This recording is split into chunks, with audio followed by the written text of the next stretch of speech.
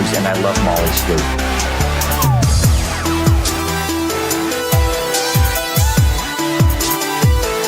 I am the eyes and ears of this institution.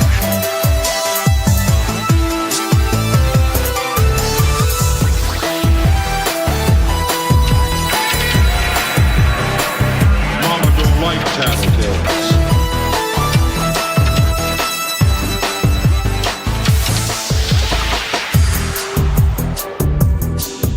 Who knows?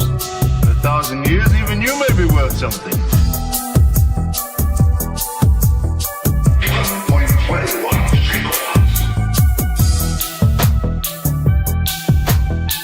Little Hand says it's time to rock and roll.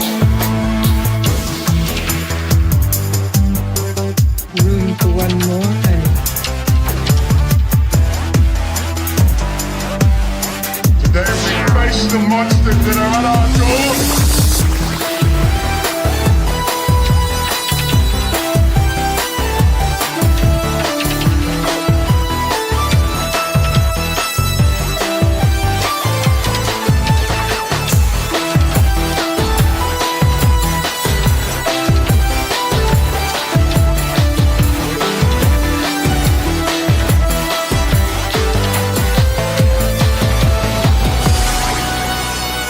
I think we live in overstimulated times.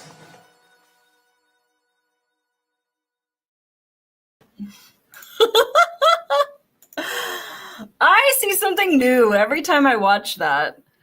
Okay. That, Randy, have you seen that yet? But I have my own intro that Ben McMillan made for us, which is so awesome. I was going to say that. He just really got me. And it's just funny. And I think my favorite thing is Tom Cruise professing his love to me. So there's that. No, Henry said, wow, you did all that from a potato phone?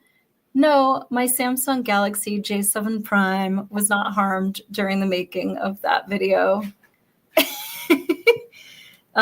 Ben, Circle of One, who's in the chat, did it. He's amazing. He does classical music, and then he made this monstrosity for me, which I love and adore.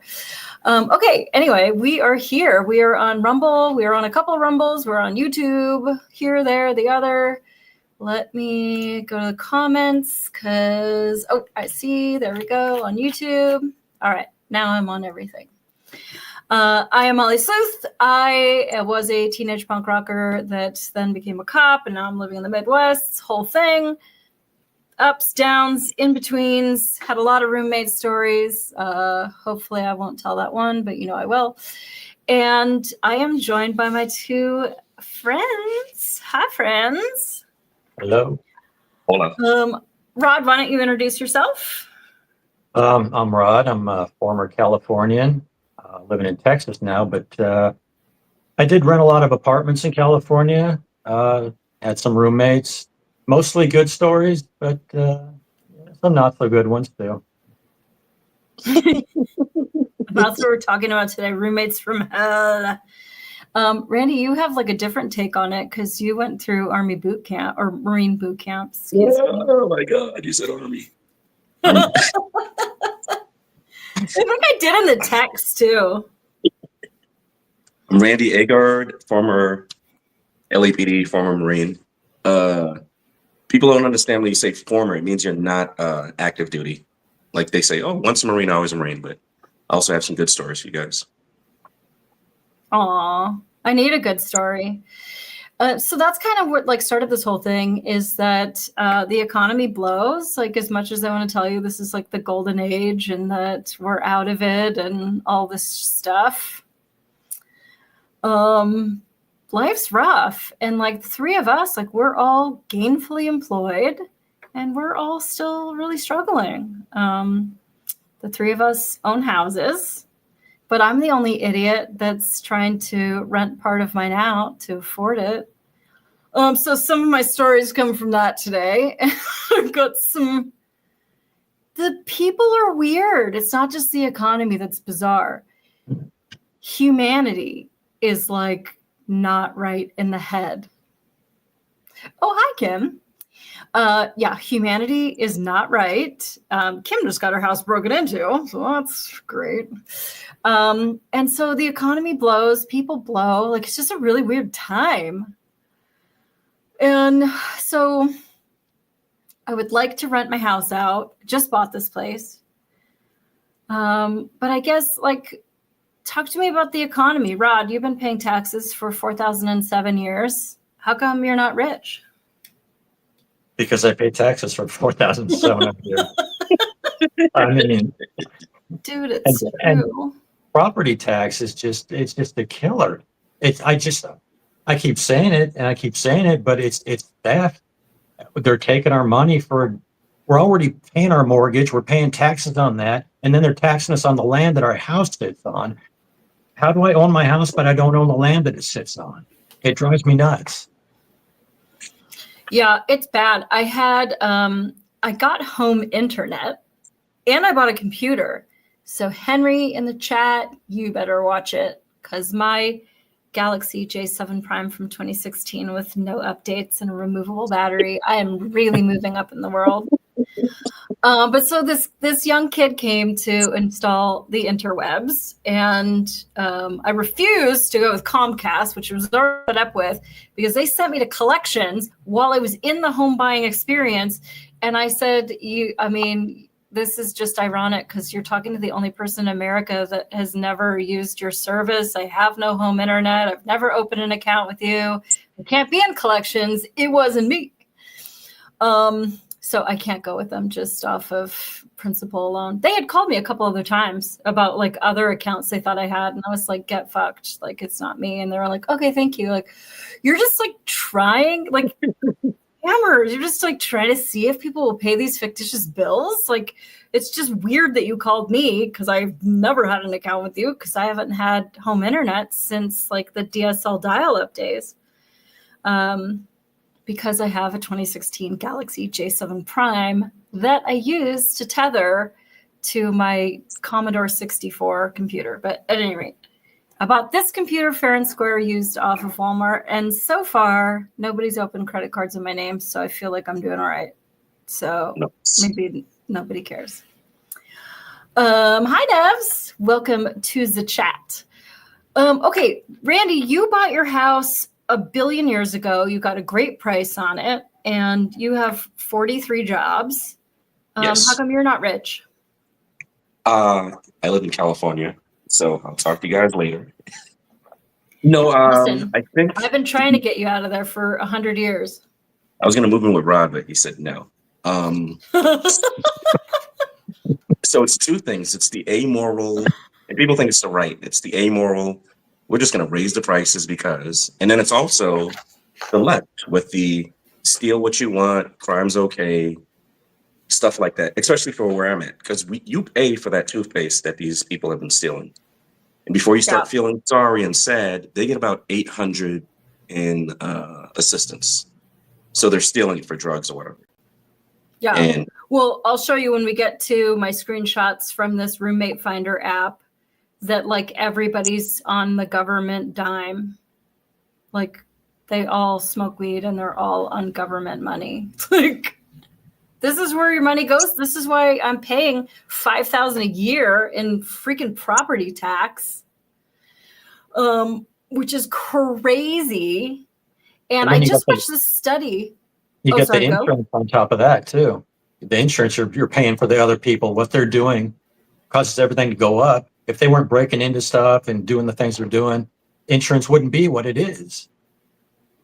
Yeah. So yeah, we'll talk a little bit about that next week because we're doing a show on how they're cooking the books with crime stats. And they've been doing it for years, people. You're just finding out about it now. But I was a detective for LAPD for many years.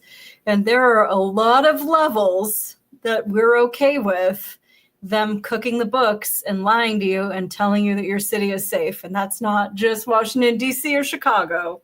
We're talking all over America. So we are going to talk about that. Hey, Pammy. So yes, insurance, giant scam. But you know as well as I do that like stuff happens to your car or your home and you're like, I don't want my premium for the insurance mafia to go up, so I might as well just cover this myself and not tell my insurance. Like, you don't report stuff because they screw you when you use it and they screw you when you don't use it. So Remember all the dopes saying they have insurance. That's not part of economy. It's goods and services and whatever else goes into it. Not economy. I mean, not, God damn it, insurance. well, now they're talking about having insurance that you can just buy, like vending machine style, where you can just go on the internet and go, I have this, that, the other, and it tabulates it. And if you take the insurance agent out of the equation that's like fudging numbers, then your insurance will go way, way, way down, because most of that is for insurance agents. And I have to say, because I'm always like fascinated with what makes people money and what doesn't make people money. And so like when I was looking at all these people on this roommate finder app, you start to see like common themes of what they do for a living, that they can't get an apartment by themselves. Like, okay, so don't do that for a living. But insurance agent, when you go and you look at those jobs on the job boards, not that I would ever look for a job. I love my employer so much. Insurance agents make a ton of money. So I'm not saying that I'd want to do it for a living, but like at this point, I'm like ready to sell my feet on the internet. Pictures of my feet, not my actual feet. I'm still kind of using them. So yeah. But yeah, it's just like, so I'm 51 and I've been working, paying taxes since I was a little kid. I mean, I did commercials. It wasn't like I, worked in the mines, but I've been paying and paying and paying into the system that I'm not getting anything out of. It's pissing me off. And so I bought a house. First of all, when you get pre-qualified, they told me this is what you can afford. And I'm like, bro, I have a 2016 Galaxy J7 Prime. I'm not paying that much money for a house. So you better show me stuff that's cheaper, or you're just giving me a free tour of the city, because I'm not buying any of this stuff for that much money. Like, I don't know where they get that equation, but they're like setting you up for failure. When your pre-qual letter says that you can afford $500,000, you should be looking at like $250,000. And I didn't even get my house for that much. My house was inexpensive, although I did put in, that's a whole story that I don't want to get into, or I'm going to start punching kittens. But it was a whole thing. I bought a house from a dead guy. I'm sure that we've already processed it on some show. But so I got this house and it really didn't need anything, just paint and a whole lot of wallpaper stripping and stuff. And they didn't try to sell you a cozy little cabin in Malibu. No, when I lived back in LA before I moved to the Midwest, I got pre-qualified for over $1 million. And I was just a stupid detective for LAPD. Like, I wasn't making money. And I was like, who's buying that? No. And I had this agent, not really. It was my friend Monica who died. Her friend was like a part-time agent or whatever he was. And he was like, oh, let's go look at this one for like $700,000. I'm like, I'm not paying that much money. Like, cool, great. Open concept, granite countertops, don't like it, don't care. I'm not going to pay for it. Like, you're wasting the whole day when we could be looking at stuff that I could afford. And then I found this house that was only $550,000 at the time. This was 2016 or something. And that was because a lady died in it. There were some odoriferous complications.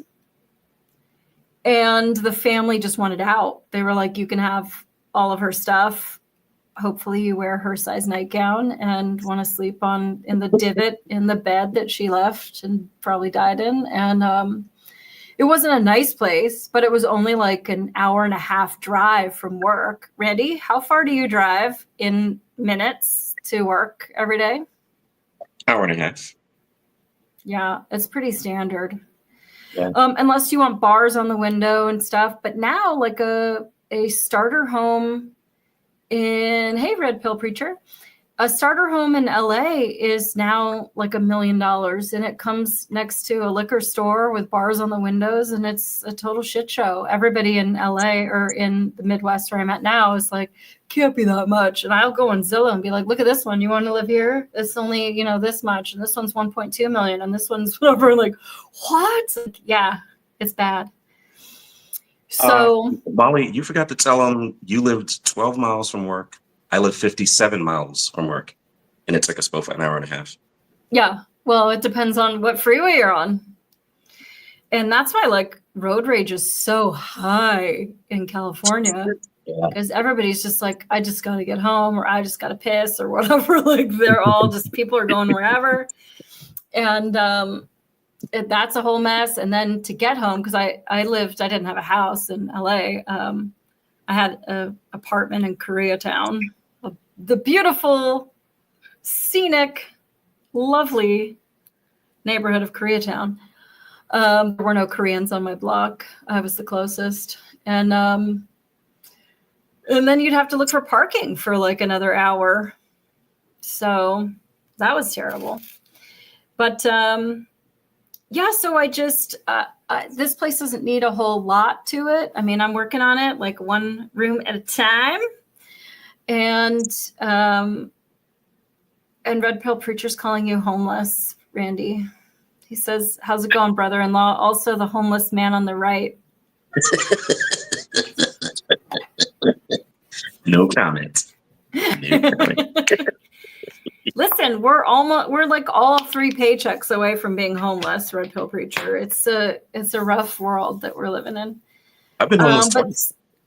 Yeah, that's crazy. And you know what, is that, gosh, somebody asked about that and wanted to know your whole homeless story, but you eventually were able to buy a house. Was that with LAPD money? No, I was homeless after the Marine Corps. And it was because I was lazy and unmotivated. It had nothing to do with any of this other nonsense. Didn't feel like working and didn't feel like looking for someplace. So my fault. And then my second homeless story was because I was going through a divorce. She really loved some other guy. But I was like, oh, how is he going to word this? That's unfortunate, dude. Yeah, we'll do a show on homelessness because there's like different kinds of homelessness. Everyone thinks it's us 3 being super sad and unfortunate, when sometimes it's just like my first one. I was friggin' lazy. Yeah, I jumped the gun. Gosh, it's a long story, but I was living in like an ant farm complex. And they sold to BlackRock, so my rent was going to go from $8.95 to I think $16.50 plus utilities we never had to pay before, which is insanity. And so I'm like, well, shit. As a volunteer firefighter, like I have to be within response distance to the fire station, or I lose that job. Like, you're not going to wait for me to come from Poughkeepsie to come put out your fire. So I'm like, well, shit, everybody here is like old and on a fixed income. We're all on a fixed income. Like we're all on a fixed income. I don't know where this like term comes from, but I hate it. And so like, you know, try going, like I work for the government, going into the fire chief's office and going like, you like me, right? And then of course I'd get kicked out of the office, but I have a raise. Like there's no raise. You work for the government. Like that's it. You get this step and that step and wait for your anniversary and we'll give you an extra vacation day and that's it. And so I'm like, well, I better find an apartment in town before everybody's moving all at once. So I found this place. I looked at a lot of places, but one thing that's like kind of good about working for the fire department is you know where all the overdoses are. So you know to like avoid the dramatic buildings, like the apartment buildings. And I didn't really want to buy because since the whole scamdemic thing and we were all going to be fired if we didn't take the hoo-hoo and all that stuff, I was just like, well, my employment here is transitory at best. So I was just sort of in apartment mode. But I found this one place and the fire chief said, yeah, that place is good to go. And the firefighter who used to work for my station, who's at another station now, his brother-in-law was the slumlord running this shithole. And I stayed there for 13 nights. And I had to go to urgent care because of all the drug smoke. And it was a whole thing. And they gave me this medication that caused me to have 140 beats per minute at 3 o'clock in the morning, like laying in my bed, just going boom, boom, boom, boom, boom, boom, boom, boom, just like, dude, I want to kill people. And so then I was like voluntarily homeless. I went to a motel, and then my dear friend Marie, who lives locally, had pity on me and my homeless bunnies. And she let me stay there while I just went through hell trying to find a house and bought the dead guy's house. And now I'm here.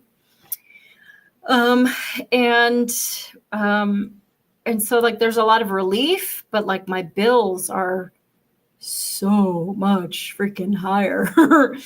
And so I guess that's kind of like what prompted this was me doing a bunch of screenshots to my friends, showing them like what the hell is out there, like who else is struggling. Like, I mean, we are gainfully employed and we're all struggling, but there's people out there looking for rooms to rent that they're really, really struggling. Now, you're saying that you were just kind of lazy. There's a lot of that in here that's like people that just, they're not trying. So people in adjacent states hate Californians, usually with good reason. Yeah, I don't know. I don't think, Rod, do you tell people in Texas that you were from California anymore, or do you just like not?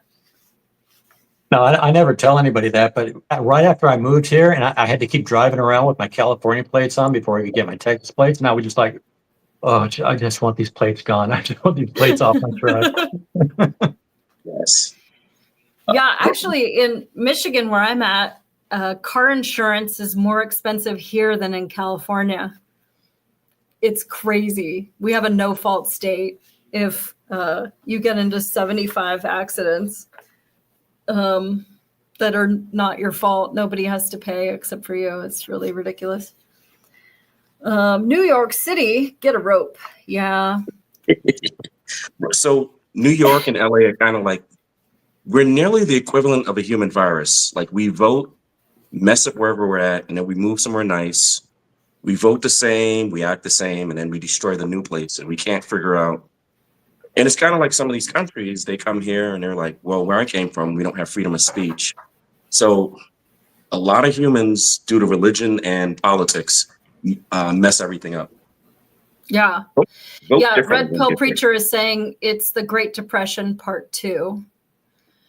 Yeah. I mean, I feel that. I was like, I wanted to treat myself because I've been working so hard on this house, and I wanted to go to Taco Bell the other day. And then I just like had that inner like voice inside my head going, you have Taco Bell at home. Like you have a microwave burrito in your freezer right now. Don't you dare go spend the money.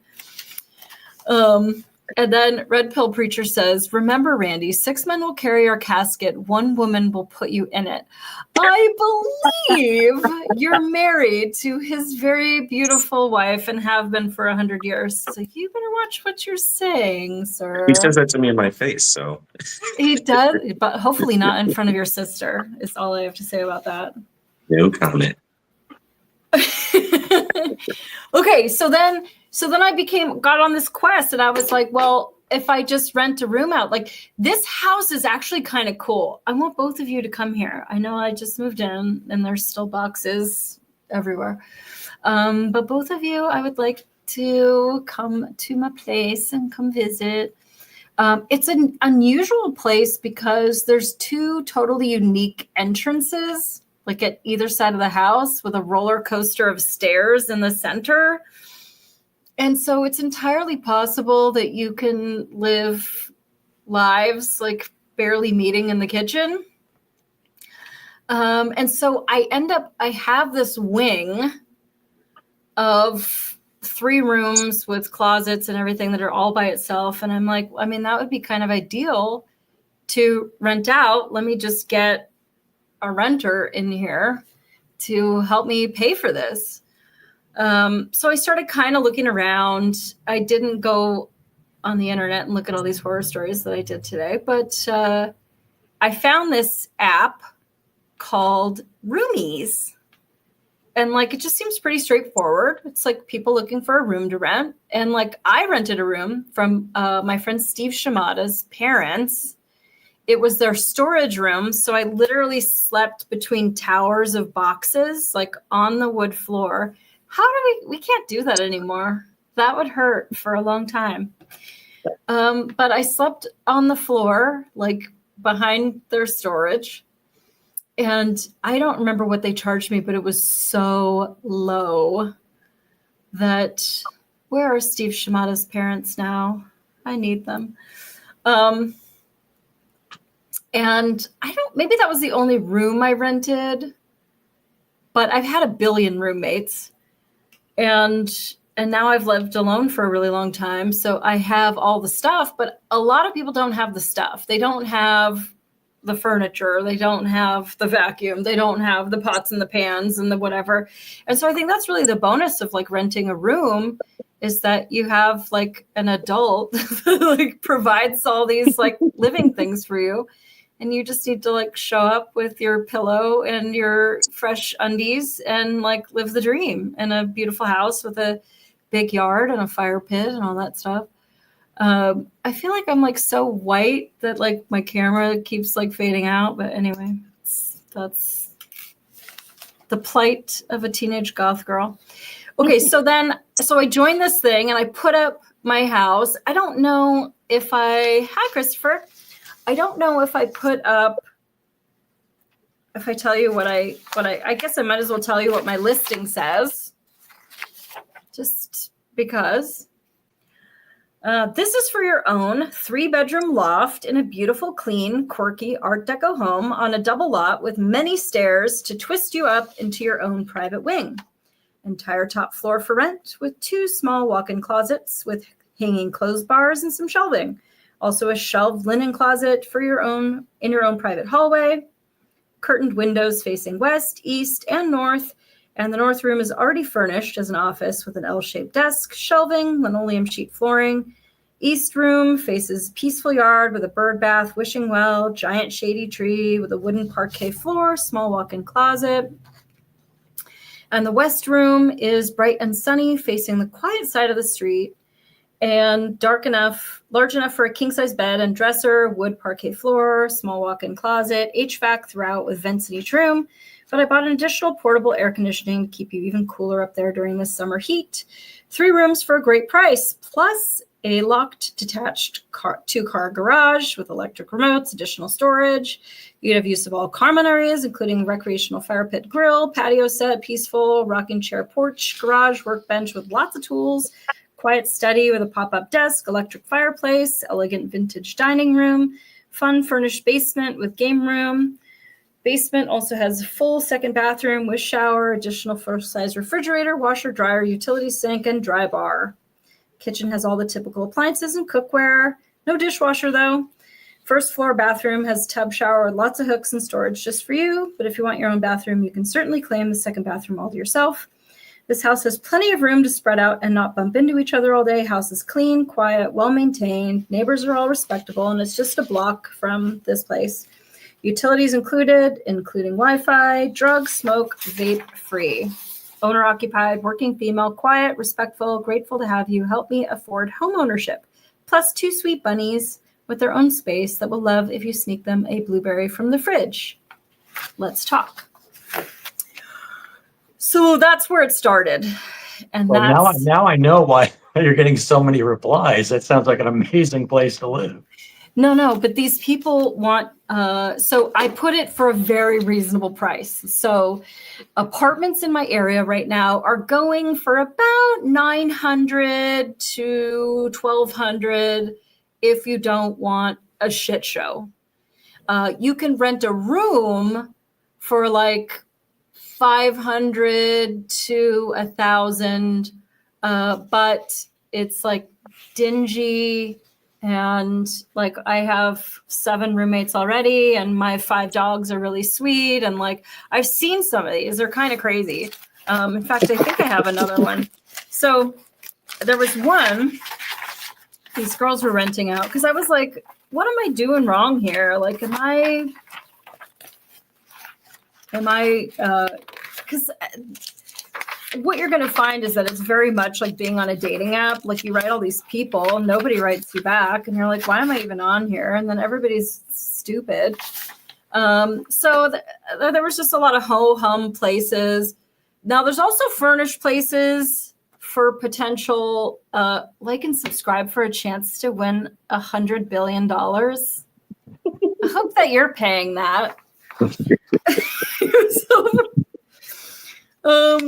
Well, although that would be great. Hey, could I like and subscribe? How do I like this? So there's a lot of them, and there's furnished rentals, which is another area that I could go to potentially get a nurse. Like, they always say these traveling nurses, like, I don't really understand that. But furnishing it is going to cost more money. And like, if I had money, I wouldn't rent it. So like, I'm kind of stuck there a little bit, but anyway, this is just one other room that I printed out because I thought it was funny. So it's 3 people, so you'll be the 4th. And so they're renting you part of a lower level bedroom and with a shared bath. While there's no closet, you'll have extra storage space in the dining room. And listen, my first apartment, I was a teenager. I moved into some punk hellhole. My mom cried, she'll tell you. We had cockroaches. I had food poisoning from roach spray that got on a pear that I ate once. I don't know why I told you that. Anyway, it was like $170 something a month. It goes darker than I care to admit. Well, my mom's watching, but we had a guy like renting our kitchen for a while, and like every touring band like stayed on the floor, and there was a guy renting the living room. He was cool. I wonder what happened to him. And so this one, so they all share a bathroom, and there's this beautiful bathroom, but like, where do the 4 of you put your toothbrush? Like, here's one side of it. There's no medicine cabinet. There's just a door to get in there and that tiny pedestal sink. And then on the other side of the pedestal sink, there's just a toilet. Like, where do you just like go in the bathroom with your toothbrush in your pocket? Anyway, how much was this one? Oh, I don't think I printed it out, but I mean, it was like more than mine, but it's also closer to Detroit. So I mean, maybe that's why. So, anyway, I put mine up for $900. It's a good deal. It's a good deal for me, and it's a very good deal for the right person. And it means that I can be very selective because a lot of people are going to, fight over it. And, or so I thought. But these people are freaks. And this show, this whatever website, is sort of like dating apps where people just like write you and you're like, did you even read my profile? So the first one I have, so they send you like the canned message. Hi, Molly, is your room still available? I got like 100 of those. But this girl lives in Chattanooga, Tennessee. And that's where she would like to find a place to live. And oddly enough, she says the accommodation is just for her, but then she says that she has children that will live with her. And then later on in her paragraph, it's only one child. So it's just wild that she like gave birth and then lost a child, like all in like 2 sentences on this thing. I don't really know. So I wrote her and I said, I'm in Michigan and I'm only looking for a single renter. And she wants 3 people for $600. And I'm like, I want 1 person for $900. And then she wrote me back and said, whatever. Like, whatever. Like, what do you mean, whatever? You're the one who decided to like belch into my inbox. Anyway, So then the next guy wrote me. He said that he's ready to move. It says now. He says he's a non-smoker. It turns out he's a smoker. It says he's ready to move now. It turns out he wants me to hold it for him for a couple of months. And then, so as we're talking and like kind of negotiating, and I'm telling him about the house, like you read what I wrote, like stairs wind you up into your own Rapunzel tower. And so he says like the stairs would be a problem for him. Like, then why are you writing me, sir? Like, he says the stairs, like he can't do the stairs. No, he is a security guard, and I would tell you where he works so that you could go break into a window because he's clearly not going to chase you. But I think we're done with him. But it's just like, it's weird. It's just weird. Do you think some of these are bots, or you think some of them are just like people who are just lonely and bored and they just want to pretend like they're There's a lot of someone? lonely. There is a lot of lonely, and I'm starting to see that it's kind of more like a dating networking app if you go to different cities and look at it. This girl writes me, and we're talking back and forth, and she says, that sounds amazing. I won't be moving until next July or August. And I'm like, what? Like, yeah. That's like, do you get on a dating app because like your divorce will be finalized next year and you just want to see who's out there? Like, no, they're not going to be single if they're any good by the time that you're like free and ready to rock. Like, why are you even looking now? Stop writing me. Get out of my inbox.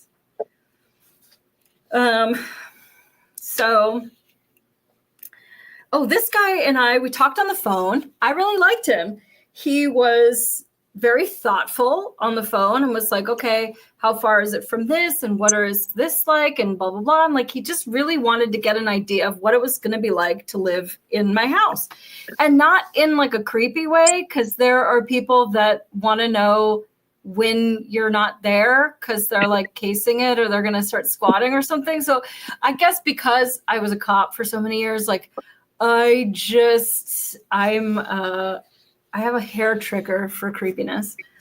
But anyway, so I wrote him and we were supposed to meet, and then he just ghosted me, kind of like a dating app.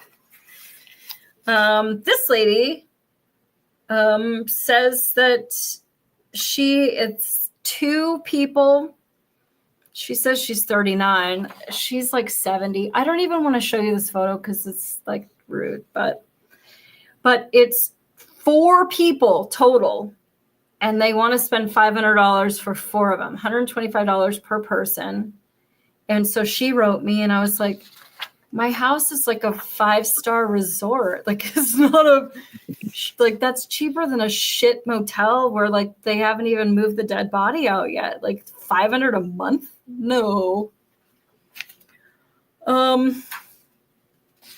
This lady again says that it's just for her. But then she says that about her children, that we're going to be homeschooled, but instead, like, she wants me to like watch her kids while she's at work. I don't really know that. This guy, his name is Moose. I'm sure it's not his God-given name. And so there's like a place for like what you do for a living, and he has like to be determined, but he's an artist and an activist. Apparently that doesn't pay the bills, so. And he says that he owns his own house deep in the woods. I don't know if it's made out of cardboard or not, but he says, I want to be in Lansing for the winter. I won't have much stuff. I'm a good cook. Okay. One of the problems that I have with this is that every freaking person on this app smokes drugs. And I guess it's just like normal now, everybody. And so it just says like, hey, just to let you know, like I'm cannabis friendly. So I'm not even going to mention that they're cannabis friendly, just assume that they all are, because it's just sort of a thing. But I do happen to notice that there is a common denominator of all these people that have bad credit, that can't get an apartment on their own. Some of them go up a lot of money where they could get their own apartment. This person says that they're willing to spend up to $2,400 a month for a room for rent. But Molly, you said drugs and vape free. Bro, They don't read. the thing with people that do drugs is that they're kind of lazy. They take some shortcuts in life and they're not going to read your profile. They're just going to write you just like the dudes on the dating app, be like, "What's up, bitch?" And you're like, sir, please move along. I'm looking to get married by next Thursday and you don't cut the mustard. I've killed my best friend. Are you going to make it, dude? Right. So then anyway, he owns a house, but he wants to come someplace for the winter. I wouldn't even mind, except that he says he's like an activist and he doesn't have a job and all this stuff. It's like, are you even going to pay rent, dude? This kid, I did write this kid, and he plays the saxophone. And I'm like, listen, you want to spend good money? You can come play the saxophone in my house. Like, oh, I've got a big lot. Nobody's going to give a shit. Come play the saxophone. And he didn't write me back. So good luck finding another human being on this earth that wants to hear that squawking all day. But anyway, yeah, so here's this guy, $2,400. He doesn't have a picture. I don't think that's what he looks like anyway. And he says, I am quiet, clean, loner who hardly needs human interaction. Okay. That's all you know about him. I'm like, that's all you need to know. And then there was just a lot of people that were like not employed at all. So they put his employment is non. This kid's employment says just me. Like, what do you mean just me? What do you do for a living? What are you for a living? This guy put employment and he put one. Not how many jobs you have, dude. Like, what do you do? Because it says job and you just put one. I have one job. Like, I mean, technically. And then he also, I always hated this about dating apps, when they post pictures of themselves like exhaling weed smoke because they think that that's just like so sexy or something. His description says, good friend to live around and to have fun.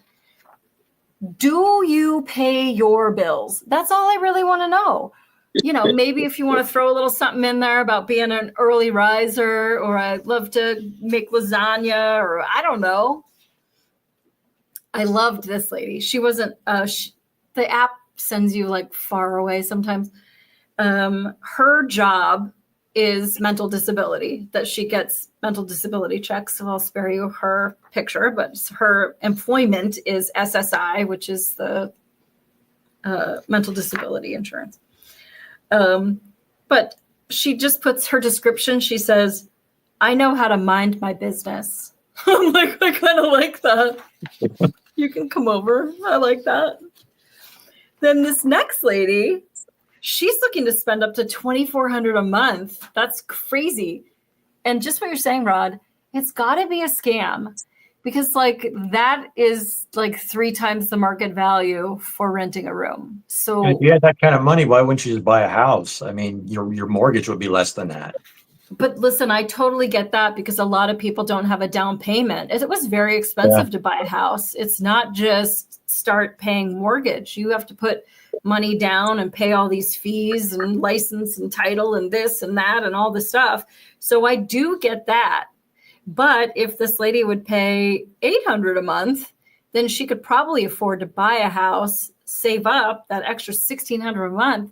And now you have a real sizable down payment to buy a nice little like grandma house like the one that I got. But anyway, I liked her profile because she says, cordial towards nosy individuals, generally tending to my own affairs with positive vibes to eliminate messy situations or incidents. I like her. She sounds like she's been through some shit. I wish I could have talked to her before the show. We should have had her on. She is 53, disabled vet, retired. But again, she smokes drugs. So, and then I liked this guy. So he put his shit as surveillance. That's what he does for a living. And his profile says, respectful of others' space. You literally spy on people in their privacy.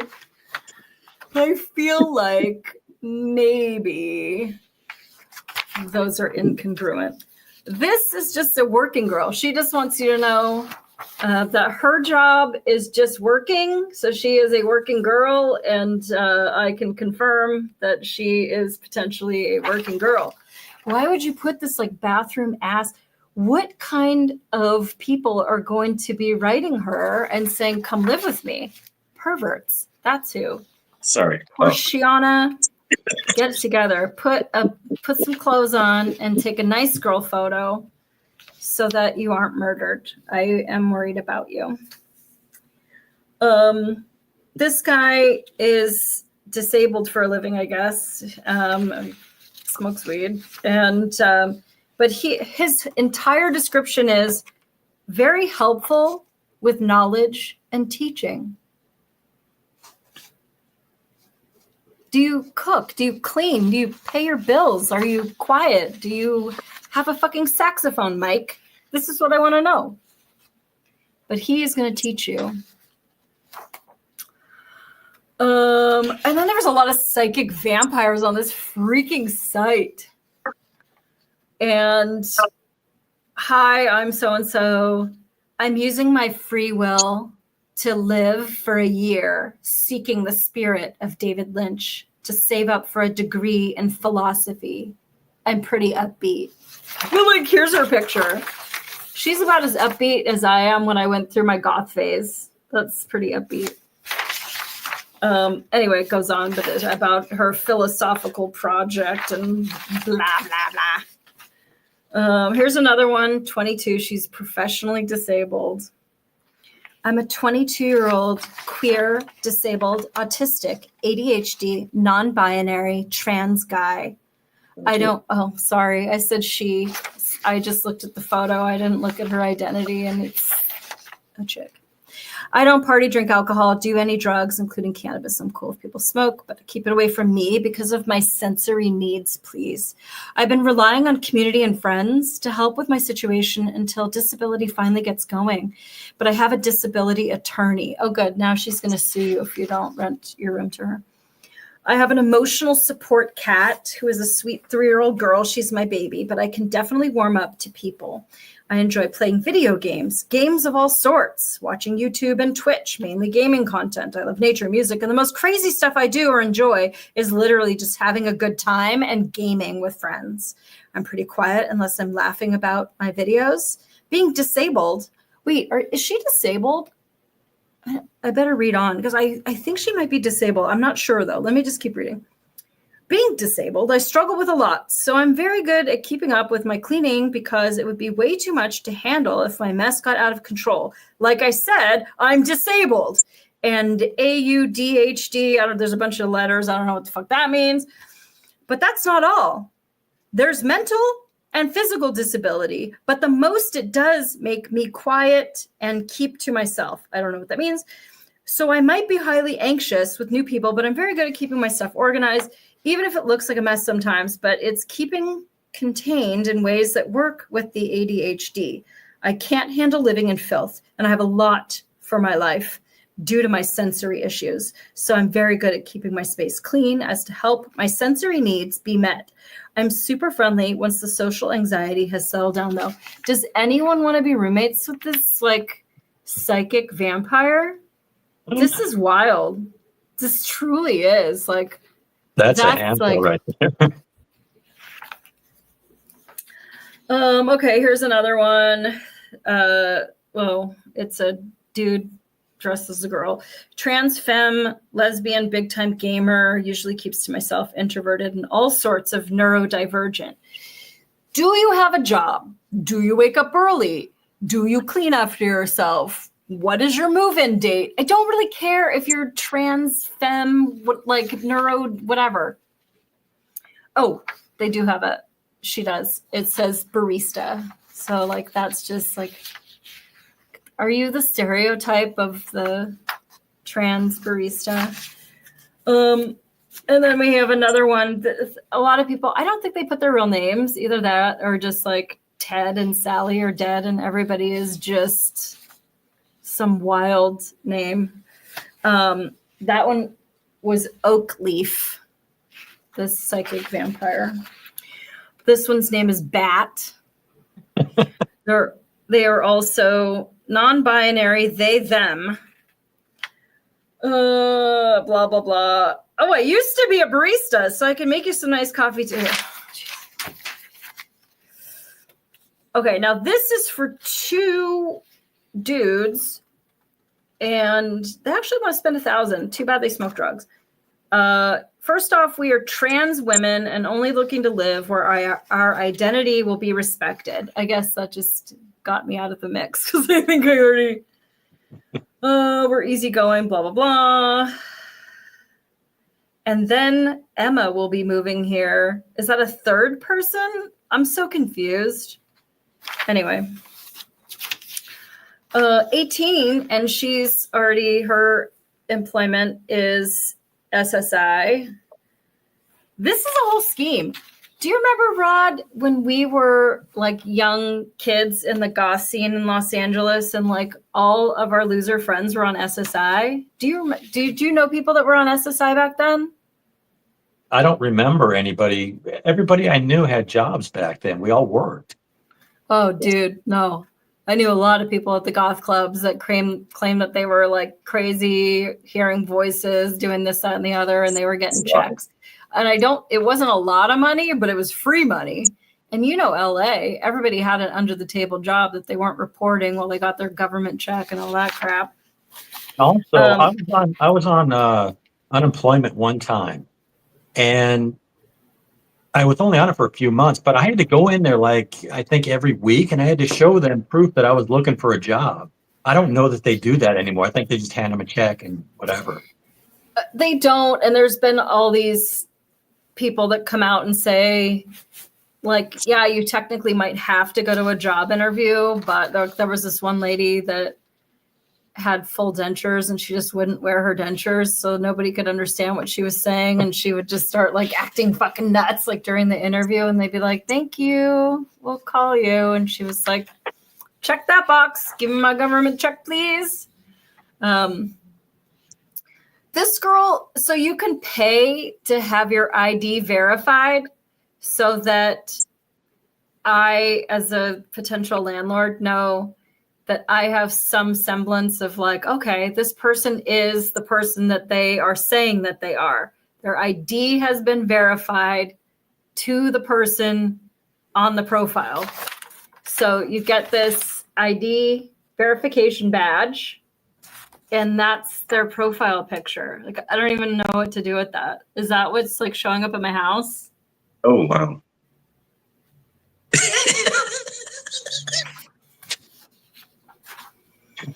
Oh, but I do have to say, on my page, it says Molly's social media, and it gives all my social medias. Like, hey, here's Molly's Facebook, LinkedIn, and I can't read it backwards, but whatever that word is, my ex, Spotify, Snapchat, Pinterest, TikTok. Here's the problem. I've never in my life ever for a moment even accidentally downloaded half of those. I've never had a Spotify, Pinterest, TikTok, LinkedIn, Snapchat.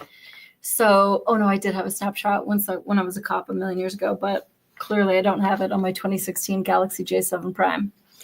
So like it's trying to vet me, telling everybody, all the renters, like, hey, Molly's super verified. She gave us like all of her information. I didn't give them shit. So then when I see it on other people's profiles, I know like it's probably garbage too. This guy is professionally homeless, apparently. I didn't know that you could get money for that. But he says, we like to relax and just play video game. We help clean up. We love animal. We don't judge at all. We both love to play video game. There's a lot of video game players here. Who? And like he has one picture of like him with his glasses on because he has like warrants or something. But oh, and then he's open to living in like 73 states. Here's a lesbian couple, and their job for a living is demolition. So I don't really know what that means, but like I just put my house together, so I'm good. Thanks. I liked this kid. He's 20. Sweet. And it says, my parents will guarantee my rent. I thought that was so nice. He wants to live too far away, so I didn't write him. He's a student, an entrepreneur. I need flexible lease terms. I'm not really sure what that means. And prefer no drugs. If this kid lived closer to me, I'd write him, but I didn't. Another dude says, we enjoy people are friendly, family oriented, believe in living in the good upbringing. That's AI. That's a bot. They don't. Oh, you think that is? Yeah. I mean, they don't even have a picture up. But then like this guy just gives you the whole alphabet. That's his whole profile. I trust that those are all in the right order. And so there's that. That's the kind of like good, hard work you can expect out of him. But then here's this girl. Hi, I'm so-and-so. I'm 21. I'm potentially looking for a roommate as it would make my living situation easier and cheaper. I love to lift. Fitness and nutrition are my passions. I'm pretty easygoing. I like to stay in, but I also love a good night out. So I don't care what my roommate does, but I appreciate communication. While sometimes my personal living space, my room, might be a nightmare, I have to keep my main living areas tidy. I don't have any pets currently, but I love them. And I've been thinking about getting a kitty. I'd love to find someone who I can be friends with instead of just roommates. I read a lot, usually fiction, and I'm going to school for exercise science. I'll be a junior this fall. Okay, so you have the dude who just puts the alphabet. Picture him as a roommate. And then you have this girl where she's like, hey, this is who I am. This is who you can expect. I wrote her. She didn't write me back. But anyway, I won't cry over it.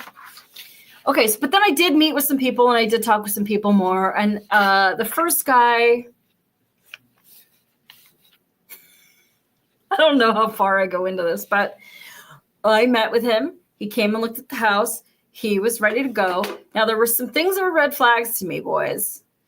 He wouldn't say where he worked.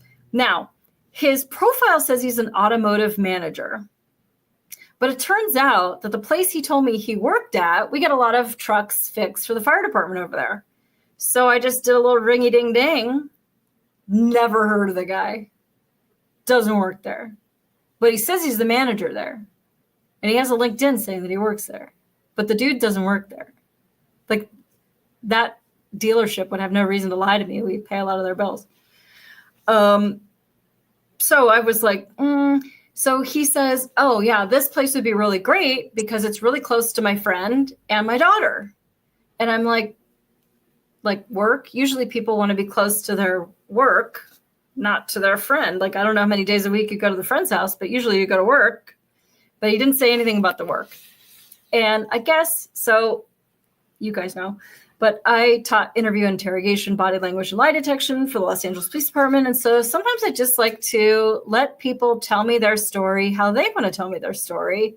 And then I'm like, okay, there's something there. So, and that was like it with the work thing, is that he wasn't being very forthright about it.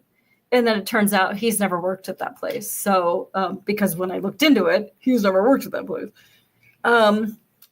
Then what else did he tell me? So he gives this name. Okay, fine. And totally not his name. That's fine. Like, you just never know. People are weird. Okay, fine. So his name is a very unusual name. and I look it up, and it's very easy to find. And I find a bunch of court records from this year that he's being sued repeatedly by some apartment building. So I call over to this apartment building. Now you guys know that I'm an asshole. So I call over there and I'm like, oh, hi. I don't know if you can tell me this, but I was going to rent a room in my house. You know, things are so expansive. But I saw that maybe he used to rent from you. And I don't know if you can tell me or not, but I just wondered if you could tell me about this unusual name. And she goes, hold on. And I'm like, okay, she either doesn't like my old lady voice or like she knows exactly who the hell I'm talking about. So she puts on this manager lady and I give her the old lady spiel and she goes, let me tell you, that guy doesn't like to pay his bills. We had to sue him every month to pay his rent. He just doesn't pay his bills. And I'm like, oh my goodness, I almost rented my home to him. She goes, and another thing, he still owes us $500. Now, when his lease was up, he was very nice about it and he did leave. We never had a problem with him. He was a good tenant, didn't, break anything. The man just doesn't believe in paying his bills. Like, well, I'm not renting my home out because I'm lonely. Like, I need somebody to help me pay my freaking bills. So I'm like, how do I approach this with this guy? I met him. He sat on my porch and we sat in the rocking chairs for a while and we just talked about life and he was very cool. And I was like, okay, this guy is a real like man's man that you could just have a conversation with and be like, bro, seriously, flush the toilet. Oh shit, sorry. Like there wouldn't be any of that snippy, like, you're really triggering my neurodivergence. Like there wouldn't be any of that shit. He would just be like a normal person that you could deal with. But like, I don't know how to tell him that I can't rent him my house because like he really wanted a place. And I'm like afraid, he's been in my house. He has my phone number. That he would be upset because a lot of people that have responsibility issues, it's never their fault. So I'm like, well, I don't want him to be mad at me. So I'm going to dime out the apartment building and tell him that because of your tenancy issues over there, I just can't rent to you. I just can't take the chance.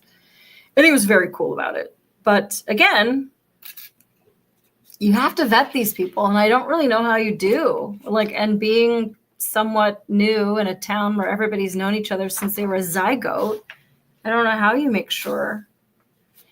Okay, so then I get sent this girl. And I'll just show you part of her little picture. But she looks like a nice, happy girl. Cool. And so I write her. Oh, let's see. Let's see her profile. I'll spare her name to protect the guilty.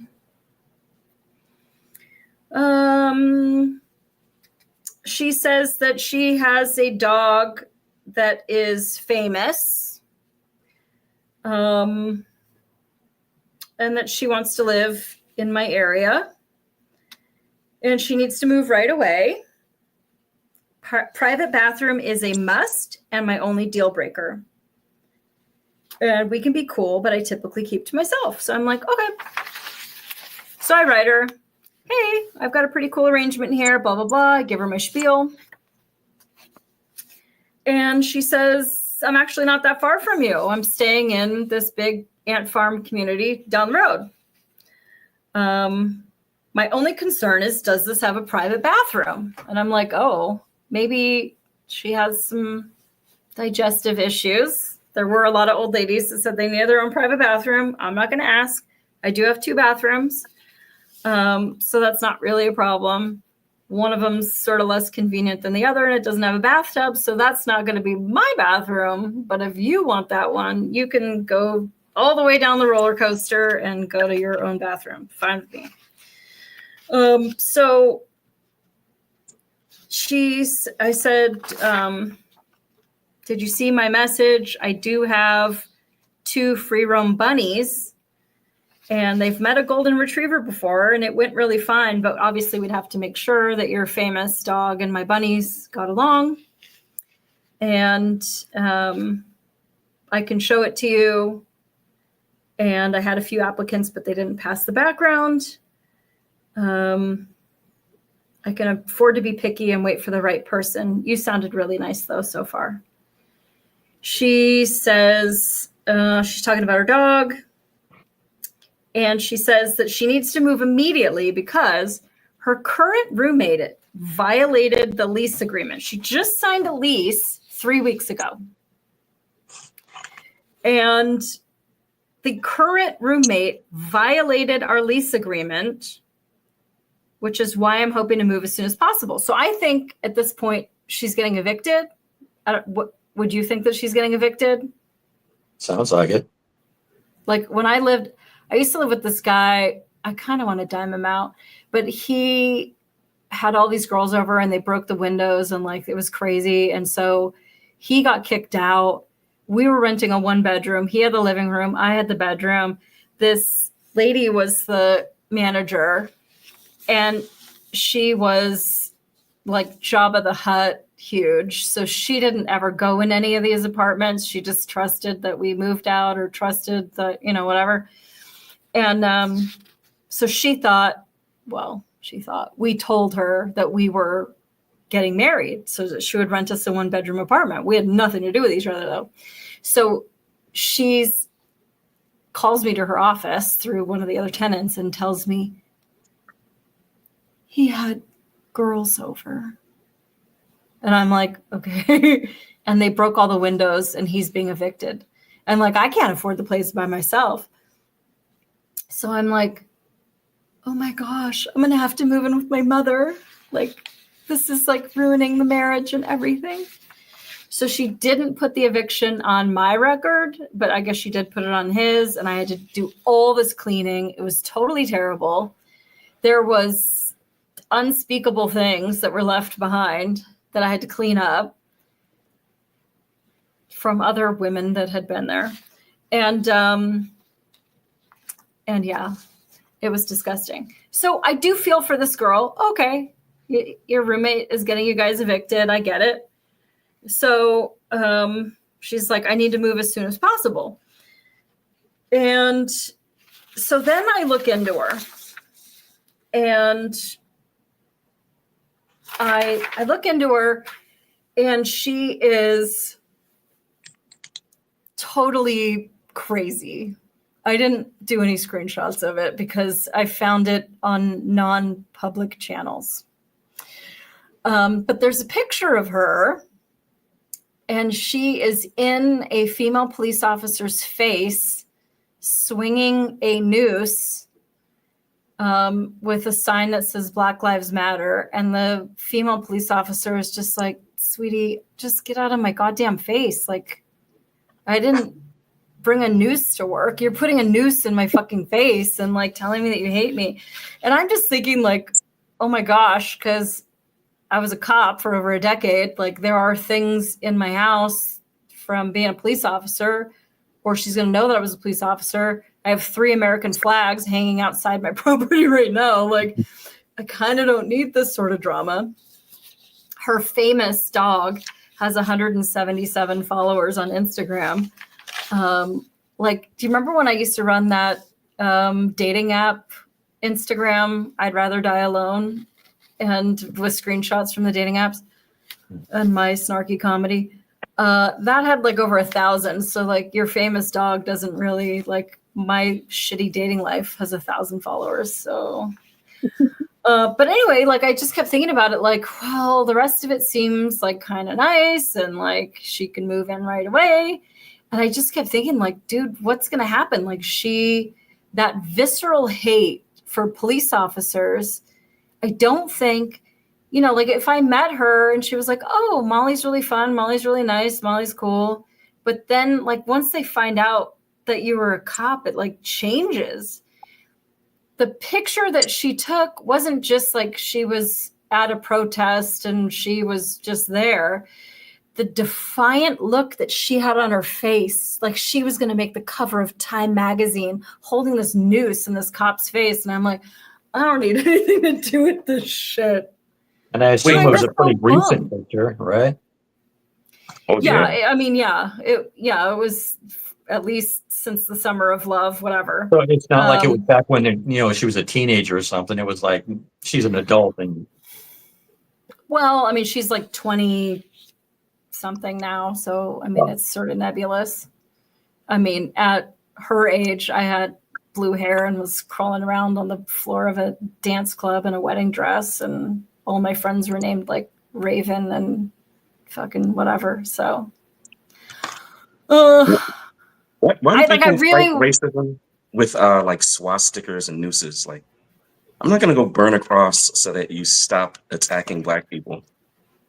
It's always super weird to me. Yeah, it's just like it's so full of hate. And I'm like, it's not just renting a room. I don't have locks on stuff. I have to trust whoever lives in my home that they're not going to steal my shit, damage shit, like dox me.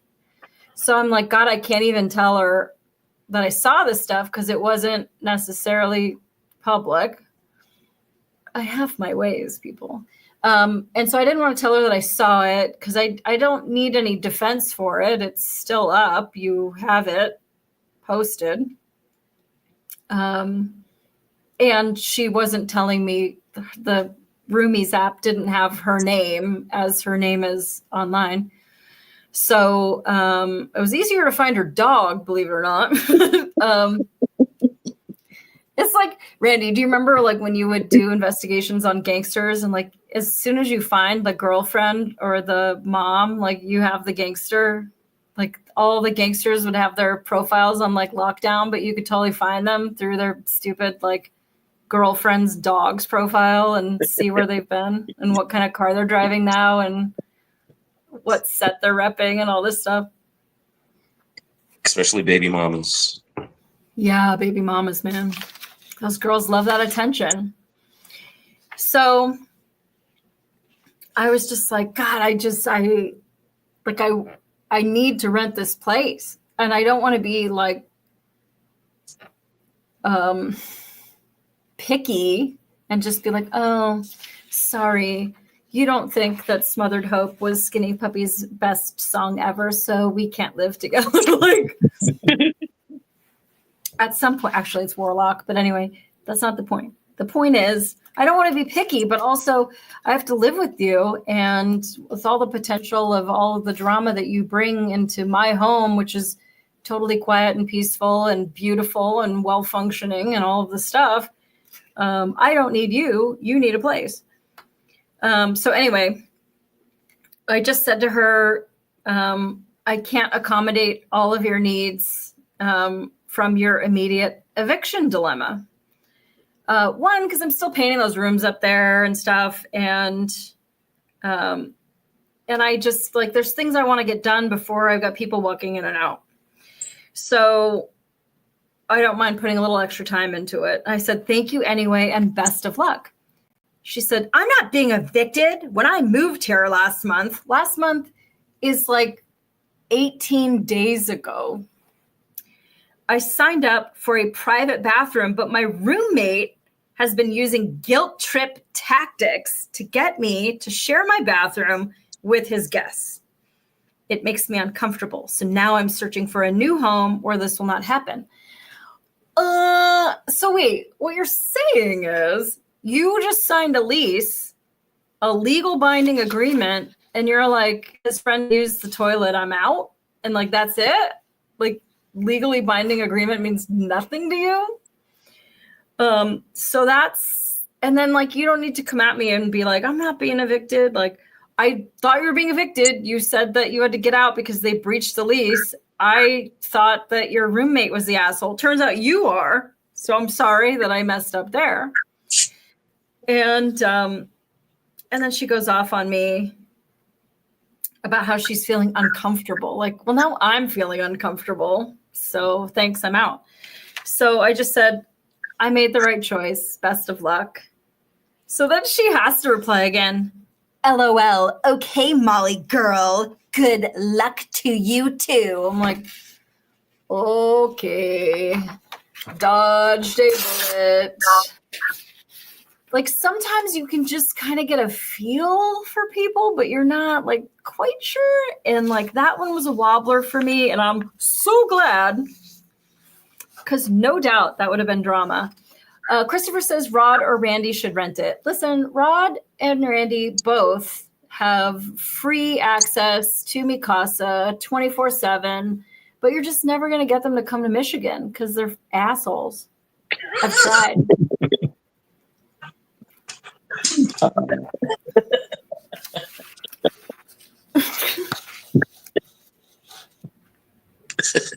Now what? You're putting on your autistic ears? You know you're an asshole. I don't need to tell you. Okay. My mom tells me. I think there was another guy. I'll spare you. He's on an immigrant work visa, and he's driving from Wisconsin. He thinks that he can see 3 states worth of apartments in a single hour, and that's not going to work. I'm like, on the map, the country he came from, you might be able to do 4 countries in one day, but here, like, there's that little key at the bottom of the map, and that key says you're not doing like America is huge. Pick where you want to live and then let me know. But I'm not just here to give free tours of my fantastic decorating skills.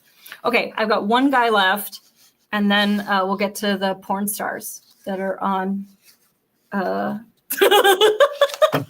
on the Roomies app. Breathe, Randy. Okay. This guy, for all intents, I don't know that this is the guy that I'm talking to. We all know this is the interwebs. But he looks just like a normal bro, jock, whatever, right? Now, he says he's 47 and retired. And that's very interesting to me, because how are you retired, but you don't have enough money even for an apartment? Maybe you retired prematurely. Maybe you need to go back to work. The money that he's willing to spend is apartment worthy. So my question is, like, why are you looking for a room then? Why not just get a place by yourself? He answers that, and he wasn't very nice about it. Here is his profile. I'm just going to show you the picture again, because I want you to picture the words that I'm saying with the person that I'm showing you. Then there's no way that these two ever were in the same room together. I had an awakening 5 years ago, and I realized I wanted to have a new life experiences, and that it makes more sense overall. I'm a minimalist, and I'm outside as much as possible. I don't watch TV at all, except for Michigan football games. I'm into inner peace, higher consciousness, metaphysics, quantum physics, and I write poetry as well. But I still love my Michigan football and sports in general on crisp September Saturdays. Crisp September Saturdays. Crisp September Saturdays. No. There's no way No. that's I'm telling you no. Absolutely not. I bring and illuminate a positive, remember that word, people, because he's about to fucking get crazy. Positive, balanced, remember that fucking word, and authentic energy that brings a peaceful comfortability. Nev said AI wrote that. Girl, Yeah, totally. I'm going to tell you that you're probably onto something, but this shit goes off the rails to a level that I don't even know that AI is capable of. This is some fucking boo. Okay. So he writes me, and he says the canned, "Hi, Molly, is your room still available?" Now, his profile says that he wants to live in like 7 places in Michigan, like 4 places in Arizona, and another 3 in Tennessee. We're not really sure where we're going to live yet. What climate he wants to live in. He's just meandering. So I said, so he says, he sends me the canned shit. I say, what city do you live in now? Your profile says you're not sure what state you want to live in, but you'd have to see the place before I write up a lease. Did you read my listing? I have a no drug house. Okay, so his shit says that he smokes weed. I have a no drug house, even weed. It's a condition of my employment, so you'd have to entirely agree that any drugs on my property is immediate eviction. Still sound like what you want? Because basically what I'm saying to the guy is, you didn't read my profile. Can you just fuck off? You know you don't want to live here. Why are you wasting my time? So he says yes, and he says he's like 2 tiny towns away. Then he says that he gets his paycheck tomorrow. You're retired, I thought. So he's free to look at it. I think he misspelled retarded is maybe what's happening here. Now that I look at it. I get paid tomorrow, and I'm free to look at it whenever you have the time. I'm actually very interested, and I want to see it as soon as you are available. So now I'm starting to feel like there's just something a little bit immediate and odd about it. Like, you don't even know what city you want to live in, but then you need to come into my house tomorrow. So I just start to feel a little bit like uneasy maybe about this person. And I was at work, and believe it or not, even though I bombard both of you with bullshit all day long, sometimes I'm actually not looking at my phone. So I didn't write him back immediately. And that's when it starts to go off the rails, because then he writes me again to let me know he's very interested. And here's how it goes. I love birds. And I have a bird app that listens to the birds sing and tells me what birds they are. Then I Google the metaphysical or spiritual meaning of that bird, and I'll learn all about those spirit animals. My ultimate goal is to go into Quantum University to become a metaphysical and holistic integrative health practitioner, which is the future of life. From what it looks like, we would be great, high vibrational, and high consciousness roommates. Mav's just put in the chat like this, like the eyes just going like, what the hell? Exactly. You need to go to the Molly Sleuth channel on Rumble if you want to see these ridiculous skiffs. I hand curate them every week, depending on what we talk about. Here's a bunny shooting some shit, and a triggered leftist, and a dumpster fire, and some dude falling down the stairs, and then this guy saying, "You are so dumb." That's how I feel. Okay, so like, I love birds isn't really where I thought that this conversation was going to go. So I just was like, I'm just going to step back from this shit. So I said, at your price, you'll have no problem finding an apartment. Thanks anyway, and best of luck. Like, I don't want anything to do with this fucking craziness. So then he writes me back. And yes, exactly. Chat is correct. So then he writes me back, at my price, I can't get anything alone. Otherwise I would. My credit isn't that great. Like, okay, so you don't pay your bills, so your credit blows, and I'm supposed to float you? Like, if you're telling me that, like, you're not responsible with money, that's going to be my problem. If your credit isn't great, like, then I don't know what to tell you. But, like, that doesn't mean that I owe you my house to share. Yes, you do.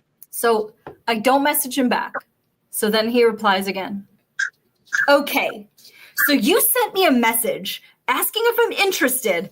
Sir, scroll up. You literally started the conversation. You literally like scroll up like 4 messages and you sent me the message.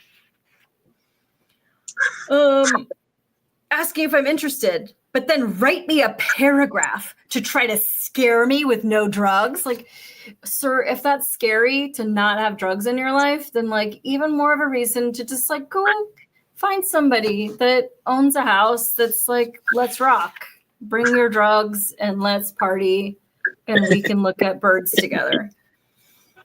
I'd have to see the place before you write a lease. Isn't that common sense? Like, that's why I asked you where you live, so that you could look at it. Like, I'm not giving you a lease in New Mexico or wherever the fuck he was going. You make that I'm looking in 3 states a point of attention, and I addressed everything perfectly and explained my energy and my high emotional intelligence. And I'm like, what is going on here? What is going on?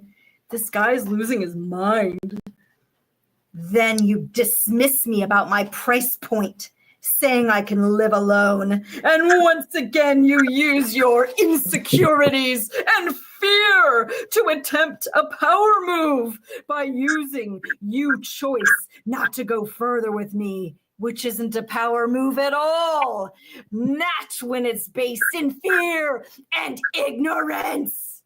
I laughed the entire time because people like you just don't know. You run off programming and you have a good day, NPC. And so I didn't write back. And he replies again. And he says, you're right. I can be alone.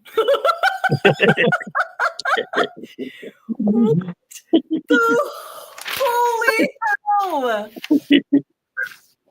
This person could have lived in my home. We could have been going off on this shit over flushing the toilet. Pammy says, you've become the creepo magnet. I don't want to be the creepo magnet. I just want somebody to pay my bills. After that, I was kind of over it. And I was like, I think I need to regroup here. Nevs is trying to blame me. How are you attracting these people? Lady, I'm not trying to attract shit. I just want to rent a single room. That's all. So then I'm like, it can't be this bad everywhere. Like, Michigan can't be like the Florida of rentals. And so I decide to go to Los Angeles. And I want to see who's in LA. Maybe they're better. Maybe they're weirder. I don't know. So I did a few screenshots. First of all, I don't even care about the profiles. I just want to show you the pictures of the people because they're using like all like porn modeling pictures. But this is what I think, Randy. This is why I share this with you. Because I think... Did you need me to get that closer? Yeah. This girl. So this is what I think, Randy. This needs to be your new dating app. Okay? Maybe not this one. That's a dude. But otherwise, I think that you should potentially be using the Roomies app to find some hot women. Now, okay. This one says that she's 31. That's a lot of work. But what I have to say is that neck is not a day under 60. So maybe 31 times 2. But other than that, she's hot from the chin up. Now, ladies, not to take you out of the mix, there are some boys that want you to know that they're also in Los Angeles looking for a room to rent. And they think that they're pretty freaking hot. Little cutie, lots of little headshots going on. This boy, if you like the studious type. And you can already like learn a little bit about them. I think that's the wave of the future. I think the Roomies app. Oh, then I went to Portland and a clear, I think that, unfortunately, I think Circle of One in the chat, you can back me on this play, that approximately 93% of the city of Portland is trans, non-binary, ADHD, oppositional, defiant, blah, blah, blah. Like, don't go to Portland. This sounds like a hot mess. But yes. And that's been my experience on the freaking Roomies app, guys. My life, once again, sucks. So I was hoping that maybe you could make me feel better by some of your shitty stories. You can go first, Rod. I actually, after hearing all of that, I think my experience with roommates is really not that bad. But I mean, I lived with friends. I wasn't living with strangers, so it wasn't like someone moves in and it's just like it's a big surprise. Who is this person, you know? But Okay. I mean, a lot of the stuff. I mean, things like, you know, people not washing their dishes, leaving in the sink, or leaving food in the refrigerator for months and it goes rotten and stuff like that. But that's little stuff. That's just like whatever. One problem I had was when the roommate has a girlfriend and she wants to come over every Friday night and stay until Monday morning, and then she's over on Tuesdays and Thursdays, and she's basically living there rent free while I'm still paying half the rent. And one really bad thing that happened, I was living with this friend of mine, and we had been living in this place for a year, and everything went fine. And so then we renewed our lease, and everything was still good until one night I'm sitting on the couch just watching TV or whatever I was doing, and somebody's knocking on the door. So I go and answer it, and it's this woman. I've never seen her before in my life. I don't know who it is. And she's like, "Oh, is your roommate here?"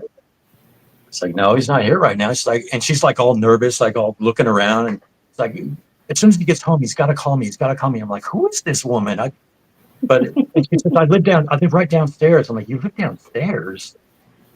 So she's like, "Yeah, just tell him to call me as soon as he gets home." So a couple hours later, he comes home, and I'm like, "Do you know that lady downstairs?" And at first he's like, "Oh, what are you talking about?" "I don't know." "Well, who?" "Like the woman downstairs. Do you know her?" It's like, "Oh, yeah, yeah. Well, she was up here a couple hours ago asking for you," and she was like real nervous and like real sketched out. Like, what? And she wanted you to call her as soon as you get home. I'm like, "What's going on?" And he finally came clean. He's like, "Yeah, well, I've been messing around with her." I'm like, "Okay." He's like, "Yeah, and she's married." I'm like, "You fucking kidding me, dude? She lives downstairs." I said, "She came up here knocking on the door. What if her husband came up here knocking on the door? What if he came up here to kick my ass? What if he came up here to shoot me?" Like, you son of a bitch. I was so pissed off. That husband I comes don't- up, and you better act gay as the hills so that you can not get your ass beat. Yeah, and I can't remember whatever happened with that whole situation. But after that, I was like, "This is it. When the lease is done, I'm moving out. I'm out here." And he was so upset because he was going to have to go move back home with his mom, and I was going to go move on and get another apartment. But Don't shit where you eat. what's that? Don't shit where you eat. Exactly. That's what I told him. I mean, we have to live here with these people around us. You don't fuck around with them. Mm-hmm. I Yeah. know you guys know about the Casanova that I lived above, Yeah. but like basically the same thing happened to me. I moved in and there was this nice little old man that lived below me, and I was told that he used to live in my apartment with his wife, and then she passed, and he was like, "Well, since I have to go through all of her stuff anyway, I might as well move downstairs because mobility is getting harder for me." He's like in his mid 60s. And so he's not old, but he's just thinking for the future. And I'm like, okay. So, you know, he used to live there and whatever. And so I met him and I was like, oh, poor little old man. And so I started paying for the apartment in October, but I didn't move in until December. And as I'm moving my stuff in, I was dating a guy that lived nearby. And I was like, it's Christmas. Like, we need to make cookies for the little old man that lives below us. Like, that's probably a hard time of year for him because he doesn't have his wife. And so we baked that motherfucker cookies. And so I go and I knock on his door to give him the cookies. I hear like music playing and people talking. So I know that he's home. And I go, "Oh, hi.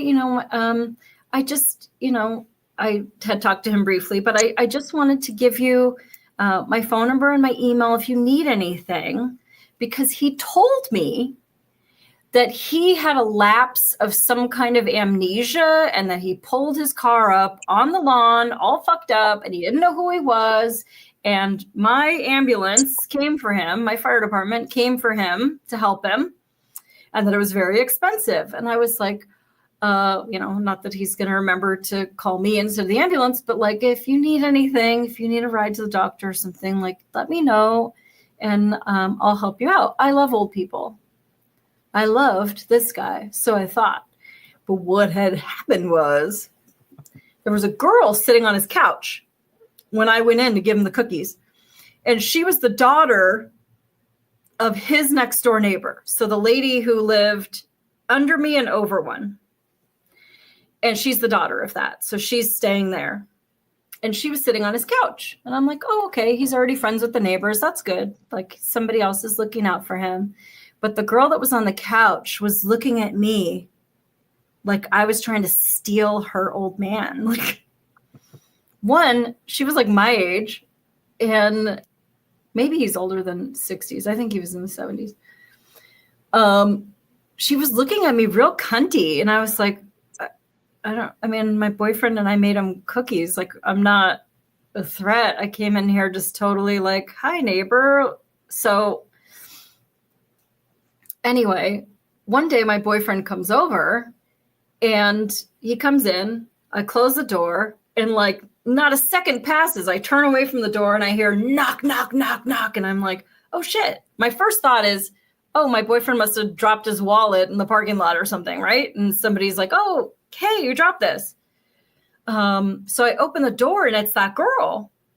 And she looks straight past me and looks at my boyfriend and goes, your girlfriend was fucking my boyfriend last night. And I'm like, wait, what?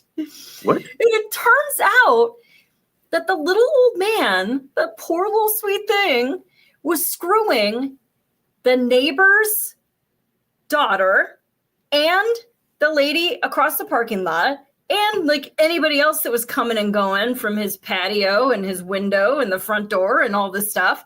And so this poor woman who was completely pissed off and delusional is at my door saying, I know it was you, because I have been watching the door all day and nobody has come or gone. So I know it was you.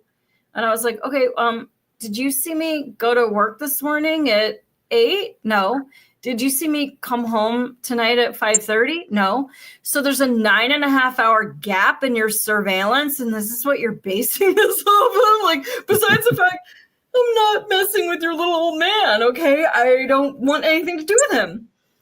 And like, the odd thing of it was that the night before, I was so freaking tired. I didn't call my boyfriend. I was like, I'm going to bed early. Good night, whatever. And it was like really like not me to just be like, I can't deal with it. I just need to go to sleep. I'm like really tired. And so she's like, yes, I heard him all night. And he's looking at me like, wait, last night, I wasn't even on the phone with you last night. Like, just like, wait a minute. No, like, this isn't.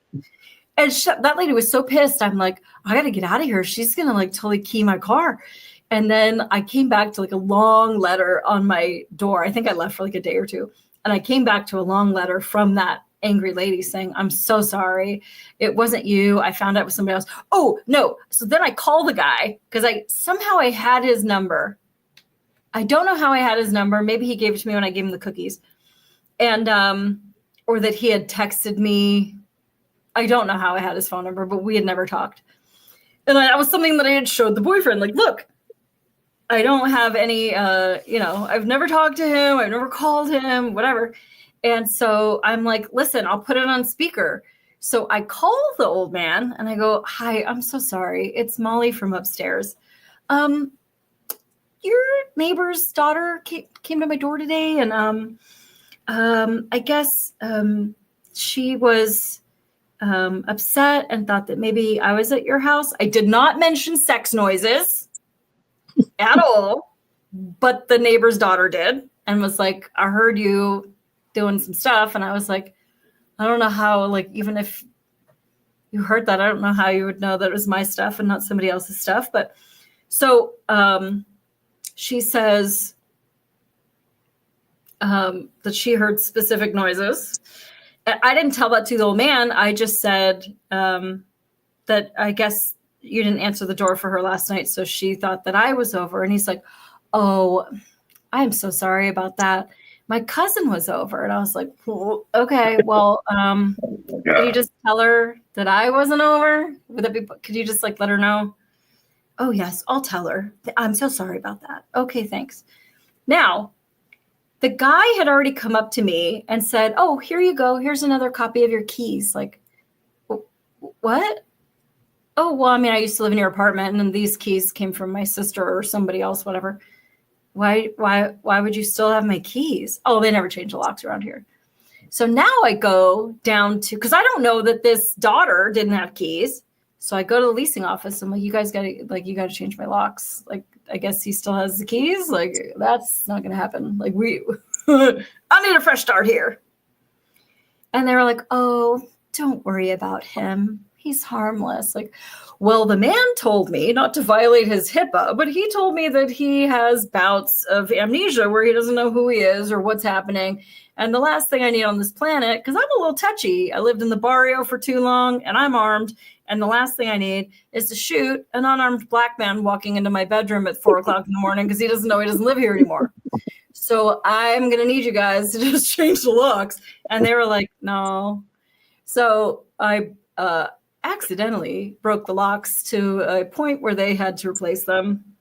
I was willing to pay for them, but at any rate, they didn't make me pay for them, and I did get new locks. And how old was the neighbor's daughter?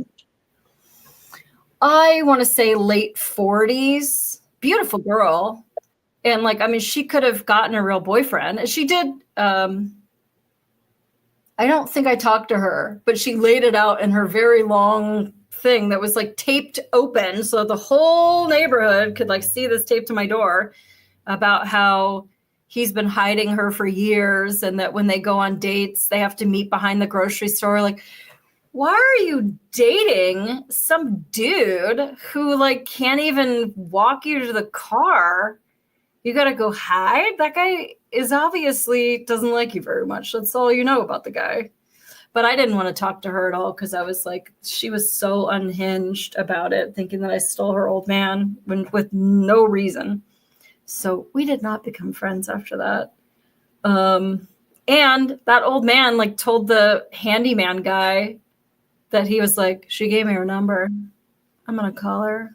I'm going to get with her. I'm going to get with Molly. Like, fucking vile. Anyway. Old geezer pimpin', Pammy. I called him the Casanova of the building, which has a lot of alliteration from that complex, but he was gross. In fact, this is disgusting, and I'm going to say it anyway because I don't even care anymore. I'm getting ready for work one morning. I live above him. My bed is on top of his bed. My toilet is on top of his toilet. I get it's apartment living and you don't really want to know that other people exist. But unfortunately, when you live in a multifamily complex like that, you get to know other people's habits and lifestyles. And so I'm putting on my makeup one morning and I hear noises, adult noises. And I don't know particularly what he's doing, but it sounds like he's getting a running start from the fucking kitchen to enter this woman. And I'm just like, wait 5 minutes. I just want to get to work. God, you're disgusting. For another woman to like crawl out his patio window so that he doesn't upset his other girlfriend down the hall. And so then my phone goes off. I get notifications, all the 911 calls for my fire department. And I see that they're going to a medical in his apartment for having issues. And I'm like, I don't want the fuck out of here. Like, I don't want to be here when my coworkers show up because my neighbor fucked a lady too hard. I just need to go. So I had like an old apple and I ran out to my car because I was going to feed the squirrels this old apple. And then the ambulance comes around the corner. So then I just like run into the bushes with my old apple, like just let him go past me. And I don't know how he saw, but they get out of the ambulance and they're like, hey, Molly, like, hello. And I just like put the apple down and like went to my car, like, And I guess I can't tell you the rest of it because it involves HIPAA, but the man was very active. That's all I'll say about that. And I didn't want anything to do with it. So there you have it. I had this one roommate and I put him on the answering machine with his sex noises. And I didn't like that very much. So he put like Nair in my hair conditioner and stole all the wires out of my distributor cap in my car, broke my guitar. He stole $1,200 cash from my Star Wars 12-inch record that I had. That's not cool. I don't know what else he did, but that guy was a total pile of garbage. Maybe my worst roommate ever. And the funny thing of it was there were two guys and me, and I had a loft. And David was one of the roommates. Nice guy. And he was dating this real trashy girl. I mean, trash.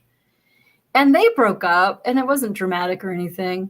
But very soon after that, David started dating the most gorgeous girl you've ever seen in your entire life. This girl had the longest legs of any human being. Beautiful girl. Her name was Tiffany. I never even met her except for that one time, and I still remember her name, and I can't think of the tramp girl's name. But so the tramp girl gets all pissed off. So then she starts dating the other roommate because I'll show him.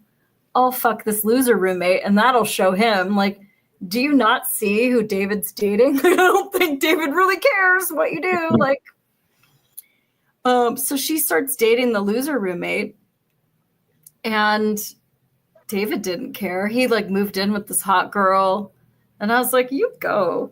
So this loser girl, she's over all the time, just like you're saying, Rod. It's just like, and then she's got a key, and then her stupid sister's coming over, and all these other freaking people, and like, and they're all making dishes and eating my food, and like, who called Guam and all the shit. And it's like, there was a shopping cart in the living room full of trash. And it was just like, it's too much. And I'm like, I got to get out of here. And after the Nair in the conditioner, I was like out. So I go down. I just told this story to somebody. I don't even know.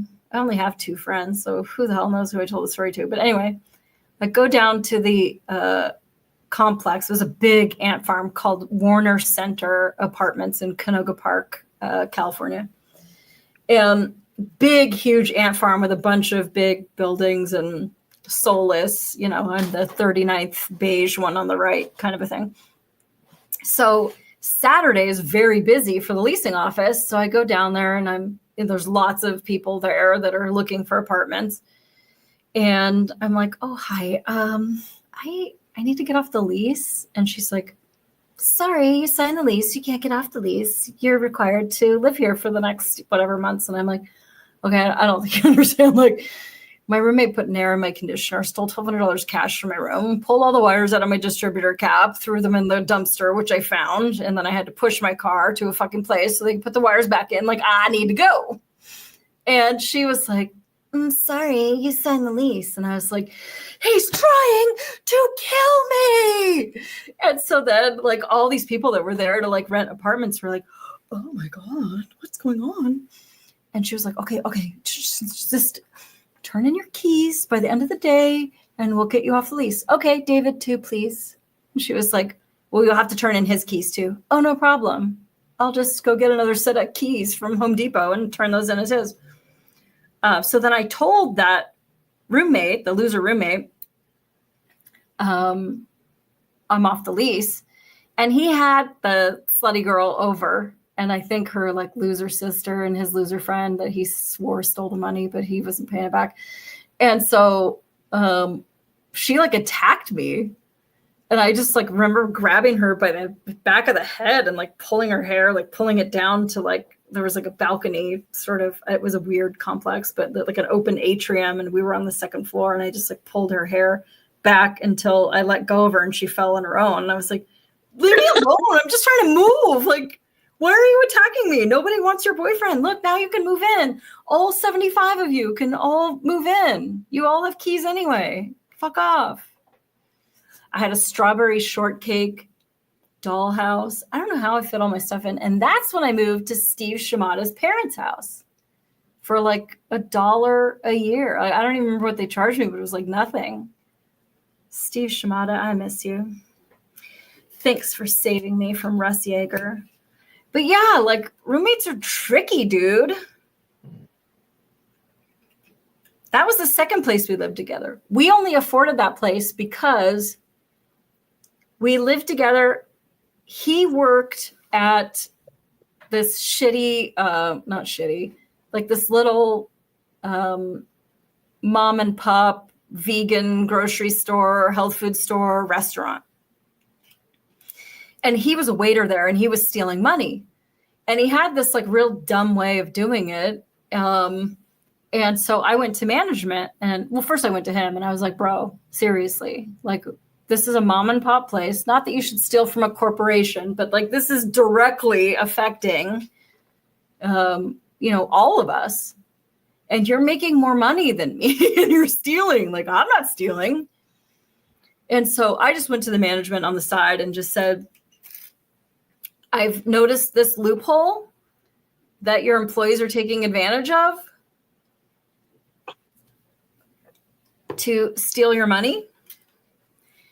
And this is how you can close the loophole. And they treated me like I was a jerk for being like a tattletale. And I was like, all right, well, then I don't really care if he steals because the company doesn't care and I get paid the same anyway.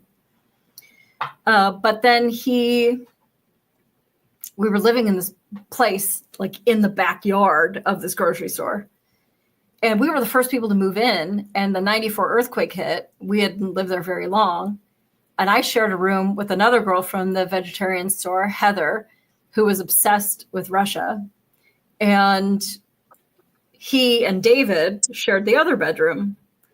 And it was just a soulless whatever apartment, but it fell down during the 94 earthquake. And FEMA paid for us to move into that big, fancy apartment complex. So like, it wasn't like I could afford to move into another fancy apartment complex after that. FEMA prepaid our rent because that apartment building fell down. Why can't I just have a normal life with no drama? Both of you are looking at me like I'm crazy. It's all my fault. I didn't make an earthquake happen. Yes, you did. No, I didn't. I definitely didn't. But I had respectful, like some of the punk rock guys, like Steve Shimada, he was a real good, I don't know why I say his name like you would say like a celebrity's name. He was never Steve. Like he was my best friend for a long time, but I don't know that maybe we knew another Steve. But we rented a house before and that went fine. Then these two people rented it and they were on heroin and that was a bad time.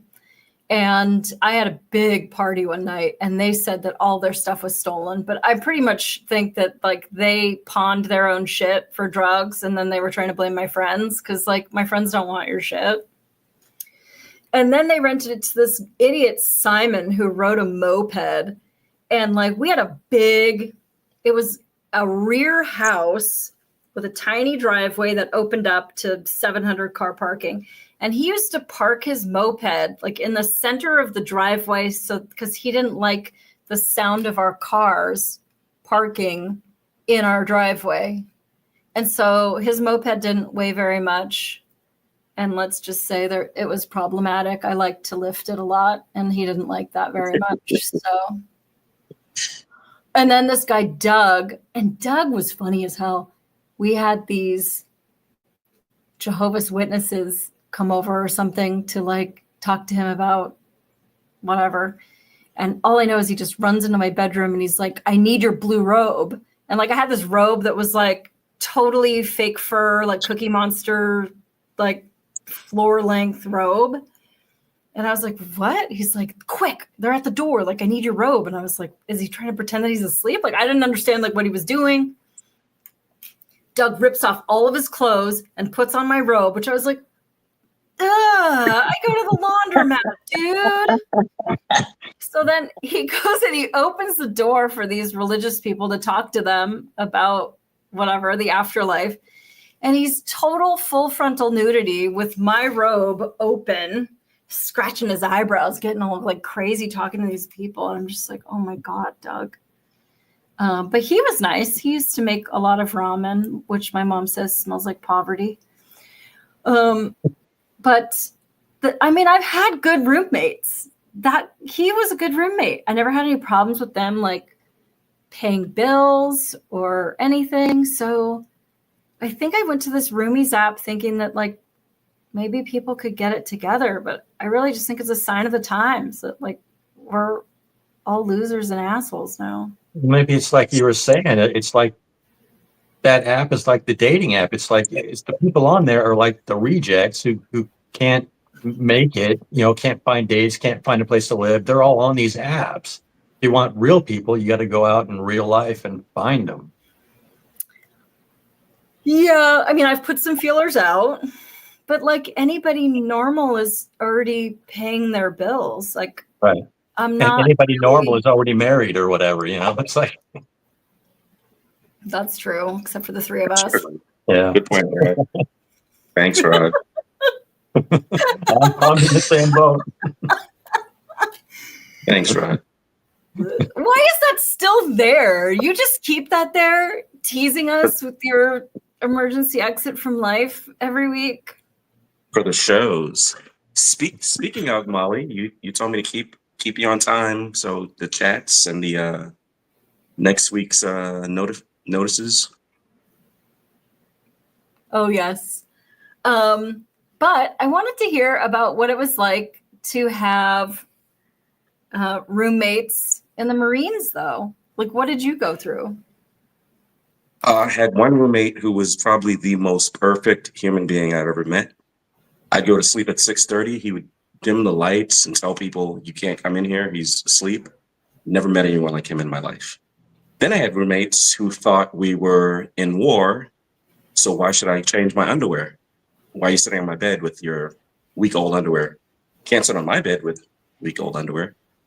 What else? Yeah, just the manliest of men. Disgusting. What I love is that I turn a stupid story into like a half an hour diatribe, and you turn these amazing stories into like a 5-second blurb. We can do a part 2.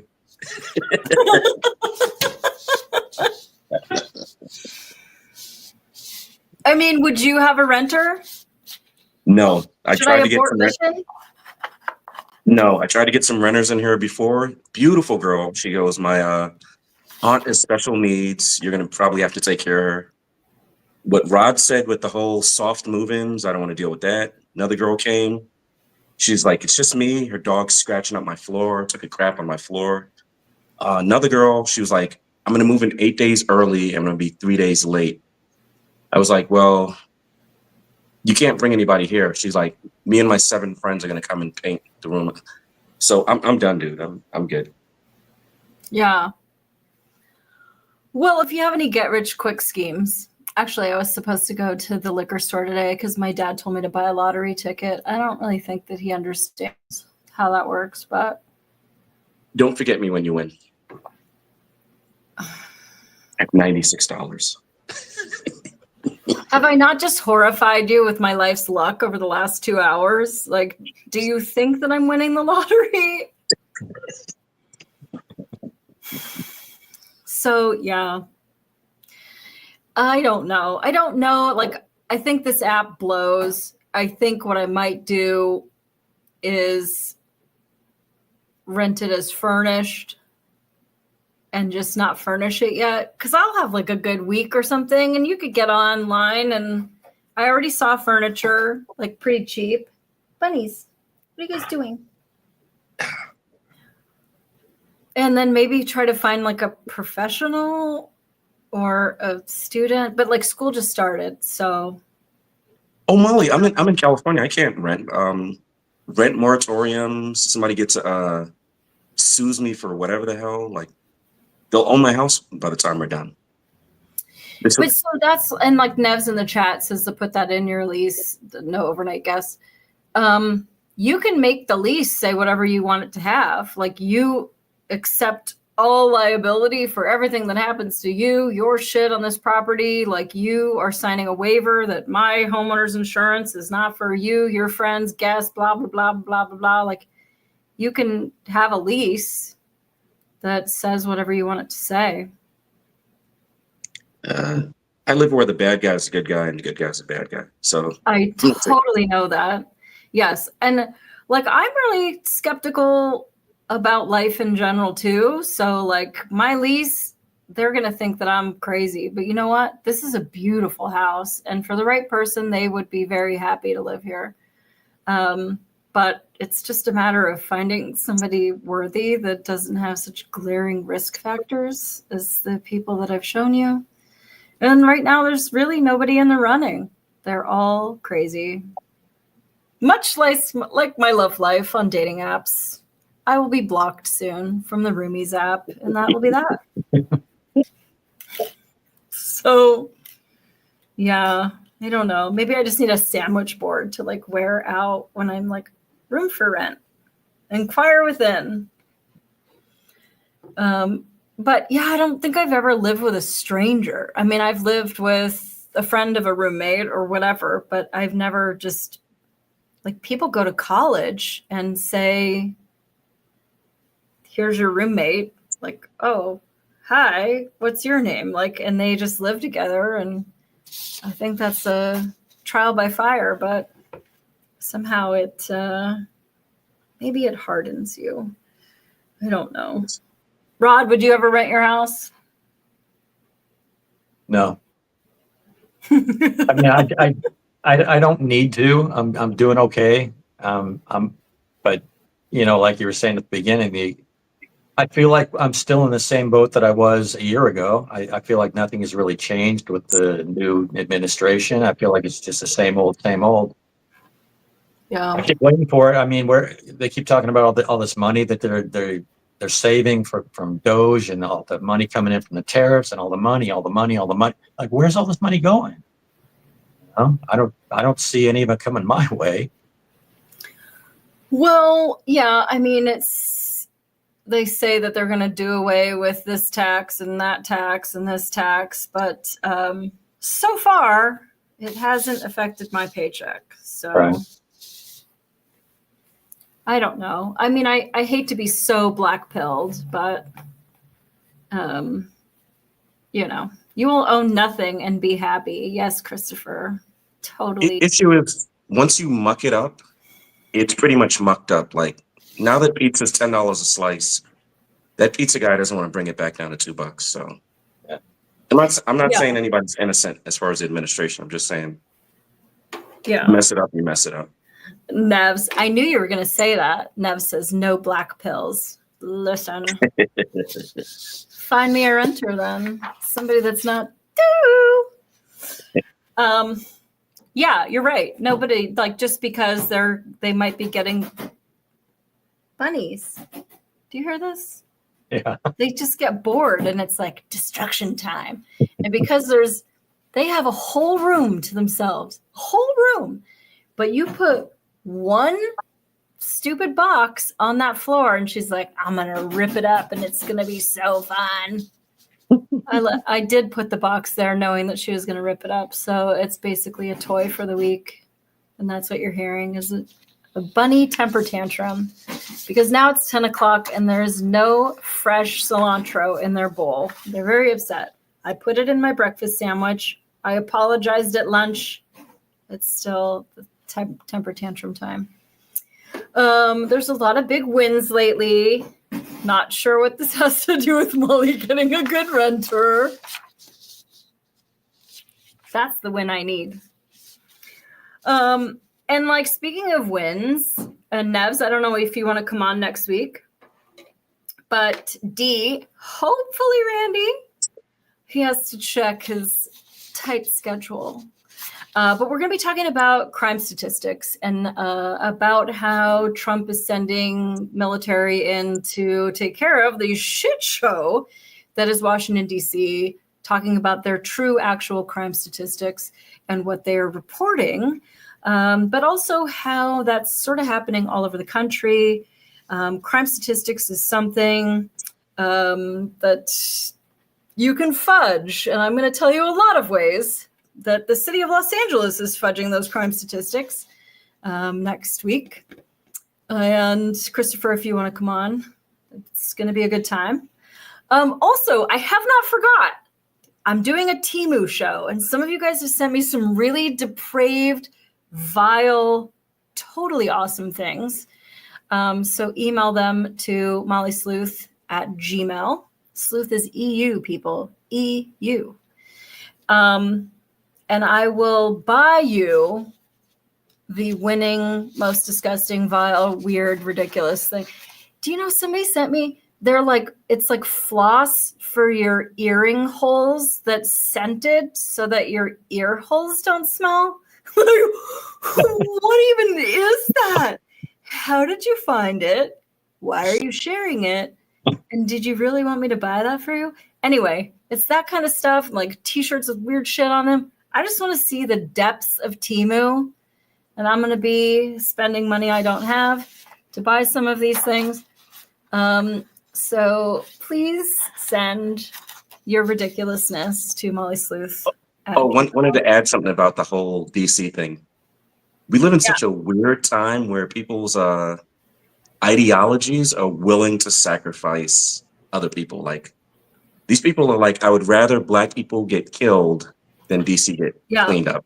Yep. Or I'd rather women get raped and close the borders. So I would rather you guys suffer so that I can get more votes and credit for like cleaning it up. Look, I cleaned it up, 22%.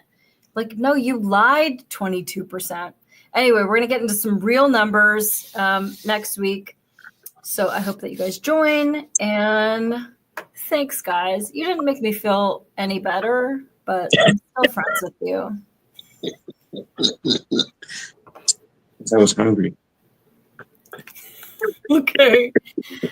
All right. So let me see how this outro situation. Now, here's an outro video from Ben McMillan, the amazing, talented Ben McMillan. Love you guys. Talk to you later.